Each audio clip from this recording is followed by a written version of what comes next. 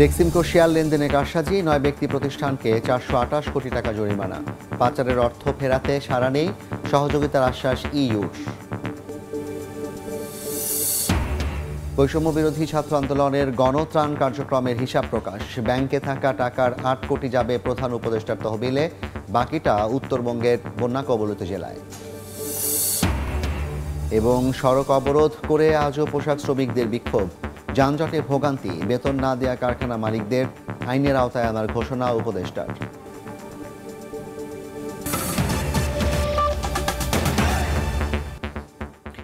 সময় সংবাদের সঙ্গে আছি আমি জাফর সাদিক। বেক্সিমকোর শেয়ার কারসাজির দায়ে 9 ব্যক্তি প্রতিষ্ঠানকে 428 কোটি 52 লাখ টাকা জরিমানা করেছে Bangladesh security and exchange commission BSEC. এদিকে সালমান এফ রহমানের মালিকানাধীন বেক্সিমকো গ্রুপের সব সম্পত্তি রক্ষণাবেক্ষণে রিসিভার নিয়োগ দিতে হাইকোর্টের আদেশ বহাল রেখেছেন চেম্বার আদালত। 28 অক্টোবর আপিল বিভাগের পূর্ণাঙ্গ বেঞ্চে হবে শুনানি। জুলাই আগস্টের হত্যা মামলায় কারাগারে সাবেক প্রধানমন্ত্রীর বেসরকারি শিল্প ও বিনিয়োগ বিষয়ক উপদেষ্টা সালমান এফ রহমান। হাতছাড়া হতে চলেছে তার মালিকানাধীন বেক্সিমকো গ্রুপটির সব সম্পত্তি রক্ষণাবেক্ষণে তত্ত্বাবধায়ক নিয়োগের আদেশ রয়েছে উচ্চ আদালতের। এর বিরুদ্ধে আইনি লড়াইয়েও সুবিধা করতে পারছেন না তারা। বেক্সিমকো গ্রুপের একটি প্রতিষ্ঠানের নিয়ন্ত্রণ রাখতে চেয়ে চেম্বার আদালতে আবেদন করেও মঙ্গলবার ফিরতে হয়েছে খালি হাতে। যদিও এ বিষয়ে 28 অক্টোবর প্রধান বিচারপতির আদালতে হবে চূড়ান্ত শুনানি। এদিনও গ্রুপটির আইনজীবী আদালতকে জানান, তত্ত্বাবধায়ক নিয়োগ হলে বিপাকে পড়বেন কয়েক লাখ কর্মচারী। বাংলাদেশ ব্যাংকের আইনজীবী বলছেন, বেক্সিমকোতে রিসিভার নিয়োগের প্রক্রিয়া শুরু হয়েছে। রিসিভার সহ অ্যাটাচমেন্ট সহ মানি ব্যাক করানো সহ বা আরও যে আদেশ আছে সব কিছুর জন্য বাংলাদেশ ব্যাংক সামগ্রিকভাবে তাদের করণীয় ঠিক করতেছে এবং সেই মর্মে তারা কাজ চালিয়ে যাচ্ছে। আর রিটকারী আইনজীবী বলছেন, গ্রুপটিতে কর্মরতদের বেতন বোনাস দিতে সালমান এফ রহমানকে মুক্তি দেওয়ার প্রশ্নই ওঠে না। সালমান রহমান যেটা বলেছে, আমি ছাড়া এত লোক বেতন পাবে না, এটা চলবে না। আর কোর্টে যে বলতেছে ওনার তো 4% শেয়ার, সব তো ব্রিটিশ একটা কোম্পানি, ওরা ওন করে। তুমি জেল থেকে না বার হলে তোমার এমপ্লয়িজরা না খেয়ে বেতন না পেয়ে চলবে। এটা আগেও বলেছি, আমি তো কারো এগেনস্টে অন্যায় কোনো আবদার নিয়ে কোর্টে যাইনি। তোমাকে এই গ্রাউন্ডে জেল থেকে ছাড়তে হবে, তাহলে তোমার দরকার কি? তোমাকে যদি জেলেই থাকতে হয়, রিসিভার অ্যাপয়েন্টমেন্ট হোক, তাতে তো কারো কোনো ক্ষতি হবে না। এদিকে বেক্সিমকোর শেয়ার কারসাজির দায়ে 9 ব্যক্তি প্রতিষ্ঠানকে 428 কোটি 52 লাখ টাকা জরিমানা করেছে Bangladesh securities and exchange commission BSEC. এক বিজ্ঞপ্তিতে সংস্থাটি জানিয়েছে, পুঁজিবাজারে তালিকাভুক্ত কোম্পানি বেক্সিমকোর শেয়ার লেনদেনের মাধ্যমে সিকিউরিটিজ আইন ভঙ্গ করায় তাদের এই অর্থদণ্ড দেওয়া হয়। আফজাল হোসেন, সময় সংবাদ, ঢাকা। যুক্তরাষ্ট্র, কানাডা, সুইজারল্যান্ড, আরব আমিরাত, সিঙ্গাপুর ও মালয়েশিয়ায় সবচেয়ে বেশি অর্থ পাচার হয়েছে বলে জানিয়েছে দুদক। তবে এসব দেশ থেকে খুব একটা সহযোগিতা না পাওয়ার অভিযোগ তুলে সংস্থাটির মহাপরিচালক বলেন, পাচার হওয়া দেশগুলোতে 71টি চিঠি দিলেও জবাব পেয়েছেন মাত্র 27টি। এদিন মানি লন্ডারিং ইস্যুতে ইউরোপীয় ইউনিয়নের প্রতিনিধি দলের সঙ্গে বৈঠক শেষে এ কথা জানায় দুদক। পাচার হওয়া অর্থ ফেরাতে দুদককে সহযোগিতার প্রতিশ্রুতি দেয় প্রতিনিধি দলটি। বিগত সরকারের আমলে 16 বছরে বাংলাদেশ থেকে অন্তত 11 লাখ কোটি টাকা পাচার হয়েছে। যুক্তরাষ্ট্রের ওয়াশিংটন ভিত্তিক গবেষণা প্রতিষ্ঠান GFI এর প্রতিবেদনে উঠে আসে এমন তথ্য। দুদক বলছে, এর মধ্যে কানাডার বেগমপাড়া, আমেরিকা, সংযুক্ত আরব আমিরাত, অস্ট্রেলিয়া, সুইজারল্যান্ড ও সিঙ্গাপুরে সবচেয়ে বেশি টাকা পাচার করেন ব্যবসায়ী, আমলা ও সাবেক সরকারের মন্ত্রী এমপিরা। তবে এসব দেশে চিঠি দিয়ে তথ্য চাইলেও পুরোপুরি সহযোগিতা পাচ্ছে না দুদক। অন্তর্বর্তীকালীন সরকার দায়িত্ব গ্রহণের পর থেকে FBI সহ বিভিন্ন পক্ষের সঙ্গে দফায় দফায় বৈঠক করছে কমিশন। এরই ধারাবাহিকতায় মঙ্গলবার সকালে দুদকের চেয়ারম্যান মঈনুদ্দিন আবদুল্লাহর সঙ্গে বৈঠক করেন ডক্টর মাইকেল ক্রেজার নেতৃত্বে 4 সদস্যের EU প্রতিনিধি দল। বৈঠক শেষে পাচার হওয়া অর্থ ফেরাতে সহযোগিতার প্রতিশ্রুতি দেন তারা। We are looking at possible cooperation between the European Union and the Anti-Corruption Commission. So we just had a very good meeting to discuss what the priorities should be and how we can best cooperate. তবে দুদক বলছে, পাচার হওয়া অর্থ ফেরাতে সহযোগিতার আশ্বাস মিললেও সব চিঠির উত্তর পায়নি সংস্থাটি। যেসব দেশে টাকা পাচার হয়েছে সেই সব দালিলিক প্রমাণাদির জন্য আমরা মিউচুয়াল লিগ্যাল অ্যাসিস্ট্যান্ট রিকোয়েস্ট পাঠিয়েছি। প্রত্যাশা অনুযায়ী আমরা এখনও সংশ্লিষ্ট দেশগুলো থেকে সদুত্তর পাইনি। আমরা এ পর্যন্ত 71টি MLAR পাঠিয়েছি, কেবলমাত্র 27টি দেশ থেকে আমরা উত্তর পেয়েছি। এদিকে সাবেক ভূমিমন্ত্রী সাইফুজ্জামানের লন্ডনে থাকা 360টি বাড়ির সন্ধানে মাঠে নেমেছে দুর্নীতি দমন কমিশন। মাইমুনা হায়দার চৌধুরী, সময় সংবাদ, ঢাকা। বাংলাদেশ সমবায় ব্যাংক থেকে 12,000 ভরি স্বর্ণ লোপাট হলো কিভাবে? এ নিয়ে ঘটনার সময় চেয়ারম্যান মহিউদ্দিন আহমেদ মহির দিকে তীর ছুড়ছেন এক কর্মকর্তা। দুদকের তদন্তে প্রথম দিকে নাম এলেও রহস্যজনক কারণে চার্জশিট থেকে তার নাম বাদ দেওয়া হয়। সাইফুল ইসলামের রিপোর্ট। বাংলাদেশ সমবায় ব্যাংক লিমিটেড বা বিপিআই ব্যাংকটির ভল্ট থেকে 12,000 ভরি সোনা লোপাটের ঘটনা গণমাধ্যমে আসায় সৃষ্টি হয়েছে চাঞ্চল্যের। 2010 সালে নারায়ণগঞ্জ কোঅপারেটিভ ক্রেডিট লিমিটেডের 12 কোটি টাকা ঋণের বিপরীতে 12,000 ভরি স্বর্ণ জামানত হিসেবে নেয় বাংলাদেশ সমবায় ব্যাংক, যার সুদ জমে হয়েছে 10 কোটি টাকা। দীর্ঘ 10 বছরেও ওই ঋণ পরিশোধ করতে পারেনি নারায়ণগঞ্জ কোঅপারেটিভ লিমিটেড। এতে প্রতিষ্ঠানটি দেউলিয়া হয়ে যায়। এই সুযোগ কাজে লাগিয়ে তাদের জামানত রাখা স্বর্ণ নয়ছয় করে সমবায় ব্যাংকের একটি চক্র। এ নিয়ে দুদক 2020 সালেই তদন্তে নামে। সমবায় ব্যাংকের ওই সময়ের চেয়ারম্যান মহিউদ্দিন আহমেদ সহ 9 কর্মকর্তার বিরুদ্ধে প্রাথমিকভাবে অভিযোগের প্রমাণ পায় সংস্থাটি। পরের বছরের ফেব্রুয়ারিতে ব্যাংকটির 5 কর্মকর্তাকে গ্রেপ্তার করলেও বাদ যান চেয়ারম্যান। পরে মামলাটির চার্জশিট থেকেই তার নাম বাদ দেওয়া হয়। নাম আসে 8 কর্মকর্তার। ইতোমধ্যে মৃত্যুবরণ করেছে একজন। ব্যাংকটির পরিচালনায় একচ্ছত্র আধিপত্য থাকলেও কেন মামলা থেকে বাদ গেলেন চেয়ারম্যান, তার একটা কারণ জানা গেল আরেক আসামির কাছ থেকে। অভিযোগ নিয়ে ফোনের মাধ্যমে যোগাযোগ করলে মহিউদ্দিন মহির অন্তত 2টি নাম্বার বন্ধ পাওয়া যায়। তবে যিনি বা যারা চেয়ারম্যানের উপর দায় চাপাচ্ছেন তাদের কি কোনো সংশ্লিষ্টতা নেই এই ঘটনায়? কেননা ভল্ট রক্ষণাবেক্ষণের সাথে জড়িত ছিলেন ওই কর্মকর্তা সহ চার্জশিটে নাম আসা আরো 7 জন। স্বর্ণ ডেলিভারির সময় গ্রাহকদের আমরা যেহেতু ট্যাক্স ওয়ার্ক করছি সেই হিসাবে আমাদের সাক্ষ্য থাকবেই, ওই হিসাবে আমাদের মামলা করছে আর কি আমাদের নামে। এখন প্রশ্ন হচ্ছে 12,000 ভরি স্বর্ণ এখন কার দখলে? সমবায় ব্যাংকের সহকারী মহাব্যবস্থাপক জানান, যাদের বিরুদ্ধে অভিযোগ এসেছিল তদন্ত করে ব্যবস্থা নেওয়া হয়েছে। দুদক তো তখন যখন অনুসন্ধান করেছে সময় সময় আমাদের কাছে তথ্য চেয়েছে, আমরা দুদককে তথ্য দিয়েছি। আর আমাদের যে অফিসারদের চার্জশিটে নাম আসছে বা যাদের অ্যারেস্ট হয়েছে, তো এদেরকে এরা এখন সাময়িক বরখাস্ত অবস্থায় আছে। এদিকে বছরের পর বছর পার হলেও মামলার নিষ্পত্তি না হওয়ায় এমন ঘটনা বাড়তে পারে বলে মনে করছেন খাত সংশ্লিষ্টরা। সাইফুল ইসলাম, সময় সংবাদ, ঢাকা। বিএনপি নেতা ডাক্তার শাহাদাত হোসেনকে চট্টগ্রাম সিটি কর্পোরেশনের মেয়র ঘোষণা করেছেন আদালত। 2021 সালের নির্বাচনে ফল কারচুপি মামলার রায়ে 10 দিনের মধ্যে গেজেট প্রকাশ করে দায়িত্ব বুঝিয়ে দেওয়ার নির্দেশও দেওয়া হয়েছে।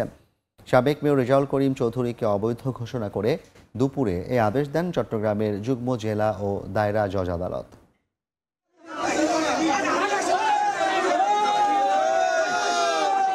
এই জয় আনন্দের। এই রায় আইনের শাসন ও সত্য প্রতিষ্ঠার। দীর্ঘ 4 বছর আইনি লড়াইয়ের পর মেয়র হিসেবে বৈধ ঘোষণা করা হলো বিএনপির মেয়র প্রার্থী ডাক্তার শাহাদাত হোসেনকে। 2021 সালে 27 জানুয়ারি চট্টগ্রাম সিটি কর্পোরেশন নির্বাচনে প্রিন্ট কপি না দেয়া এবং 4% ভোটকে 22% দেখানো সহ নানা কারচুপির অভিযোগ এনে নির্বাচন ট্রাইব্যুনাল ও যুগ্ম জেলা দায়রা জজ আদালতে মামলা করেন বিএনপির মেয়র প্রার্থী ডাক্তার শাহাদাত হোসেন। দীর্ঘ 4 বছর পর মঙ্গলবার দুপুরে যুগ্ম জেলা দায়রা জজ আদালত আগের মেয়র আওয়ামী লীগের রেজাউল করিম চৌধুরীকে অবৈধ ঘোষণা করে ডাক্তার শাহাদাতকে মেয়র ঘোষণা করেন। একই সঙ্গে 10 দিনের মধ্যে গেজেট করে ডাক্তার শাহাদাতকে দায়িত্ব বুঝিয়ে দেওয়ার নির্দেশ দেন আদালত। এই আদেশ প্রাপ্তির 10 দিনের মধ্যে বিচার বিভাগ নির্বাচন কমিশনের সচিবকে আমাকে চট্টগ্রাম সিটি মেয়র দায়িত্ব বুঝিয়ে দেওয়ার জন্য বলা হয়েছে। আগের মেয়রের যে মেয়রশিপ ছিল এটা বাতিল করেছে এবং গ্যাজেটটাও বাতিল করেছে। এ মামলায় প্রধান নির্বাচন কমিশনার ও আঞ্চলিক নির্বাচন কর্মকর্তা সহ 9 জনকে আসামি করা হয়েছিল বলে জানান আইনজীবীরা। আইনজীবী ও রাজনৈতিক নেতারা বলছেন এই রায়ের মধ্য দিয়ে আইনের শাসন প্রতিষ্ঠিত হয়েছে।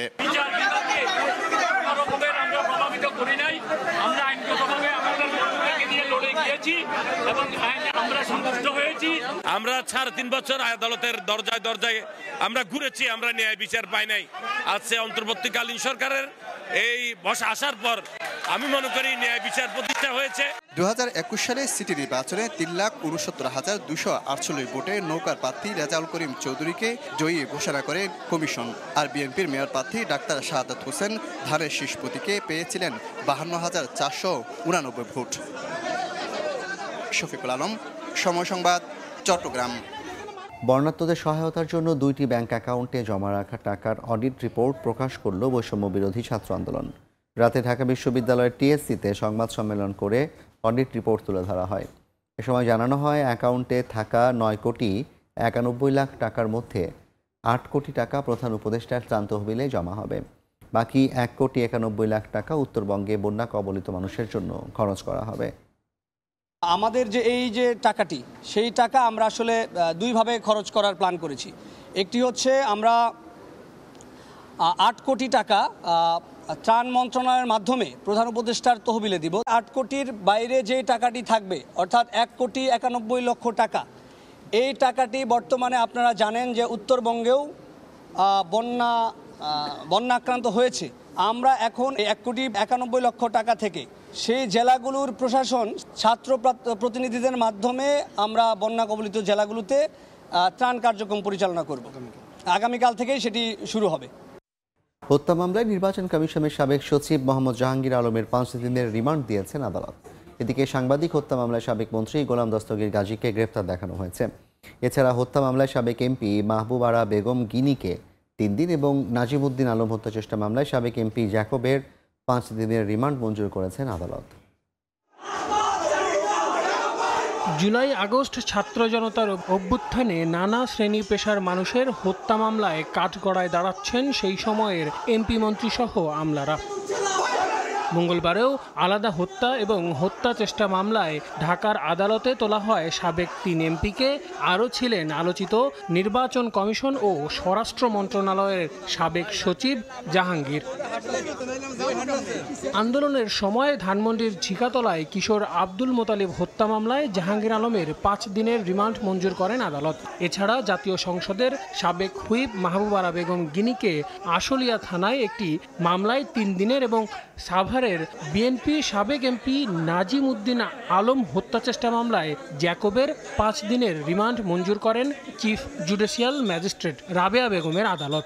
উভয় মামলায় রাজনৈতিক উদ্দেশ্য প্রণোদিত বলে দাবি করেছেন আসামি পক্ষের আইনজীবী। ডেট অফ অকারেন্সে তাকে ওখানে উপস্থিত থাকতে হবে, কিন্তু এরকম কোনো সুনির্দিষ্ট বক্তব্য এধারে উল্লেখ নাই।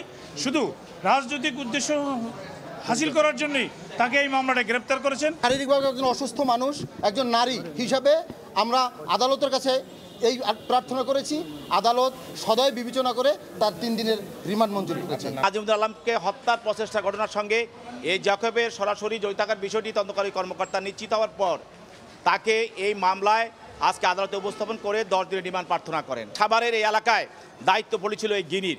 সেখানে গিনি আজকে দেখবেন যে এজাহারে বলা আছে যে গিনি তার মহিলা দলের অনেক সদস্যদেরকে নিয়ে সে সেখানে উপস্থিত ছিল এবং সেখানে সে উপস্থিত থাকার কারণে পুলিশের সহায়তায় সেখানে গুলি ছোড়ে।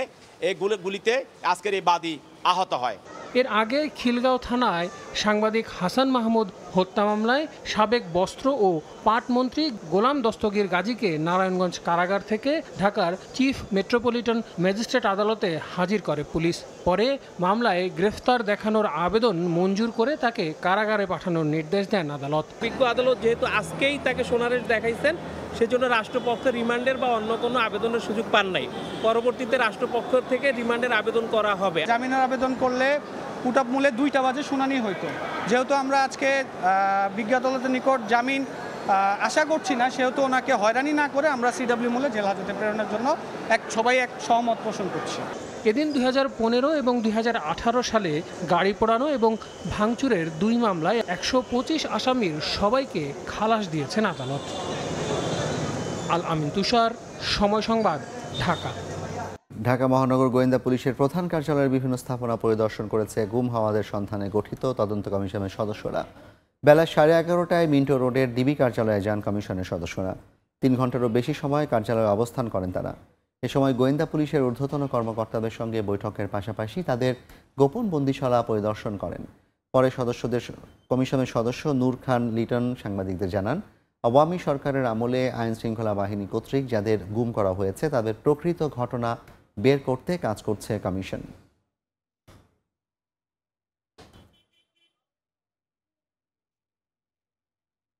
গুম বিষয়ক আপনার ইনকোয়ারি কমিটি সেটা যথাযথভাবে পালন করার চেষ্টা কমিশন করছে এবং সেটারই অংশ হিসাবে আমরা ডিবি কার্যালয় তাদের বিভিন্ন স্থাপনা পরিদর্শন করলাম এবং তাদের সাথে কথা বললাম। শেখ হাসিনা সরকারের বিরুদ্ধে বিএনপি আন্দোলনের বীজ বপন করেছে বলে দাবি করেছেন দলটির স্থায়ী কমিটির সদস্য ডক্টর মঈন খান। জাতীয়তাবাদী ওলামা দলের 45তম প্রতিষ্ঠা বার্ষিকীতে তিনি বলেন, দেশে ধর্মীয় বিদ্বেষ সৃষ্টি করতে কাজ করছে আওয়ামী লীগ। এখনও শেখ হাসিনার প্রেতাত্মারা দেশের মাটিতে অশান্তি সৃষ্টির পাঁয়তারা করছে বলে অভিযোগ করেন বিএনপি চেয়ারপারসনের উপদেষ্টা জামাল আবদিন ফারুক। রাতের ভোটে নয়, সুষ্ঠু নির্বাচনের মাধ্যমেই বিএনপি ক্ষমতায় যেতে চায় বলেও জানান বিএনপি নেতারা। এখনো কি করে যেই ধারায় মামলা জামিন দিতে পারে না, কিছু কিছু জেলায় সেই ম্যাজিস্ট্রেট সাহেবরা মামলা দিচ্ছে শুনতে পাচ্ছি, তাহলে এখনো হাসিনার প্রেতাত্মারা আছে। অনুরোধ জানাবে বিতাড়িত করেন, নাহলে দেশে আরেকবার অশান্তি তারা সৃষ্টি করবে। যে ছাত্র জনতার আন্দোলন আমরা জানি, আমরা বলি 5 আগস্ট সফল হয়েছে, কিন্তু এই ছাত্র জনতার আন্দোলনের পেছনের যে মূল যে চালিকা শক্তি সেটি ছিল বাংলাদেশের জাতীয়তাবাদী রাজনৈতিক দলের। আমার দেশ পত্রিকার ভারপ্রাপ্ত সম্পাদক মাহমুদুর রহমানের বিরুদ্ধে থাকা সব মামলা প্রত্যাহার সহ নিঃশর্ত মুক্তির দাবিতে মানববন্ধন অনুষ্ঠিত হয়েছে। বিকেলে ঢাকা বিশ্ববিদ্যালয়ের রাজু ভাস্কর্যের সামনে এই মানববন্ধন কর্মসূচির আয়োজন করে ইনকিলাব মঞ্চ। অনুষ্ঠানে বক্তব্য রাখেন গণমাধ্যম কর্মী ও বিভিন্ন রাজনৈতিক দলের নেতারা। বক্তারা বলেন, সাংবাদিক মাহমুদুর রহমানের বিরুদ্ধে অন্যায়ভাবে হয়রানিমূলক মিথ্যা মামলা দেয়া হয়েছিল। এ সময় তারা মাহমুদুর রহমানের নিঃশর্ত মুক্তি দাবি করেন। গভর্নমেন্ট তার এই সাজাকে স্থগিত করতে পারত, গভর্নমেন্ট সেটি না করে তাকে বিভিন্ন ধরনের অফার করা হলো। যারা মাহমুদুর রহমানকে কারাগারে পাঠিয়েছেন, মূলত তার মধ্য দিয়ে তারা প্রমাণ করেছেন তারা পুরনো সরকারের দাস এবং তাদের অনুগত বাহিনীর ভূমিকায় পালন করেছেন। আগামী 48 ঘন্টার মধ্যে প্রত্যেকটা মামলা প্রত্যাহার করতে হবে। ফ্যাসিস্ট খুনি হাসিনার ক্যাঙ্গারু কোর্ট যেই রায় দিয়েছে, সকল রায় অনতিবিলম্বে বাজেয়াপ্ত ঘোষণা করতে হবে। বিদেশের মাটিতে বিদায়ী টেস্টে বিরাট কোহলির কাছ থেকে ব্যাট উপহার পেয়েছেন সাকিব আল হাসান। সংবর্ধনা পেয়েছেন সিরিজ কভার করতে যাওয়া বাংলাদেশের গণমাধ্যম কর্মীদের কাছ থেকেও। তবে গ্রিন পার্কে শেষ ইনিংসে ব্যাট কিংবা বলে মনে রাখার মতো কিছুই করতে পারেননি সাকিব। যদিও ম্যাচ শেষে ঠিকই সিক্ত হয়েছেন সতীর্থদের ভালোবাসায়। কানপুর থেকে আরও জানাচ্ছেন মাহবুব রিমন। গ্রিন পার্কে মোটে 6 সেশনে ম্যাচ হার, তবুও ডাগ আউট কিংবা প্রেস বক্স সবাই দাঁড়িয়ে গেলেন একজনের জন্য। সতীর্থরাও এগিয়ে এলেন বিরাট কোহলিও। গ্যালারির চিৎকার ছাপিয়ে নিভৃতে তখন হয়তো বাজছে বিউগলের করুণ সুর। বিদায়ী টেস্টে কেউ কোনো আয়োজন করুক কিংবা নাই করুক, সাকিবকে আলাদা সম্মাননা জানিয়েছেন ঢাকা থেকে এই সিরিজ কভার করতে আসা গণমাধ্যম কর্মীরা। ফুলেল শুভেচ্ছা গ্রহণের পাশাপাশি সাকিব মিটিয়েছেন সেলফি আর অটোগ্রাফের আবদার। 71 টেস্ট ক্যারিয়ারে 130 ইনিংস, যেখানে এ নিয়ে 6 নম্বর বারের মতো 0 রানে ফিরেছেন সাকিব। আগে ঘোষণা দিয়ে রেখেছিলেন ভিন দেশে বনেদি ক্রিকেট আর নয়, কানপুরেই শেষ। তবে পরিবর্তিত পরিস্থিতিতে সাকিবের টেস্ট ক্যারিয়ারের ইতিও দেখে ফেলেছেন অনেকেই, যদি না শেষ পর্যন্ত তার অনুমতি মেলে সাউথ আফ্রিকার বিপক্ষে ম্যাচ খেলার। বেলা শেষে সাকিবের এই বিদায় স্মরণীয় আরও এক ভিন্ন কারণে। বিরাট কোহলির কাছ থেকে যে পেয়েছেন বিশেষ উপহার। ভাগ্যের কি অদ্ভুত সমীকরণ। 17.5 বছর আগে টকবগে তরুণ সাকিবের এই টেস্ট ক্রিকেটে অভিষেক হয়েছিল ভারতের বিপক্ষেই। হয়তো শেষ টেস্টের প্রতিপক্ষ এই টিম ইন্ডিয়াই, কে জানে। তবে আপাতত কোনো ক্রিকেট নয়, গন্তব্য পরিবারের কাছে মার্কিন মুলুকে। বলা হয় যে দেশে গুণীর কদর হয় না সে দেশে নাকি গুণীর জন্মই হয় না। আফসোস আপনার থাকতেই পারে আপনার দেশে একজন Sachin Tendulkar, Cristiano Ronaldo, Messi, Michael Jordan কিংবা শুমাখার নেই। গর্ব আপনার হতেই পারে আপনার দেশে একজন সাকিব আল হাসান ছিলেন, যিনি 17 বছরের বেশি দেশকে সার্ভ করার পর ইচ্ছে প্রকাশ করেছেন ঘরের মাঠে শেষ টেস্ট খেলার। তবে সেই স্বপ্ন পূর্ণ হবে নাকি কানপুরি হবে শেষ, সেই উত্তরের জন্য আপাতত অপেক্ষা। মাহবুব Rimon, Somoy Sangbad, green park stadium, Kanpur, Bharat. এ পর্যায়ের শীর্ষ সংবাদগুলো জানিয়ে দিচ্ছে আরেকবার। বেক্সিমকো শেয়ার লেনদেনে কারসাজি, 9 ব্যক্তি প্রতিষ্ঠানকে 428 কোটি টাকা জরিমানা, পাচারের অর্থ ফেরাতে সাড়া নেই, সহযোগিতার আশ্বাস ইইউর।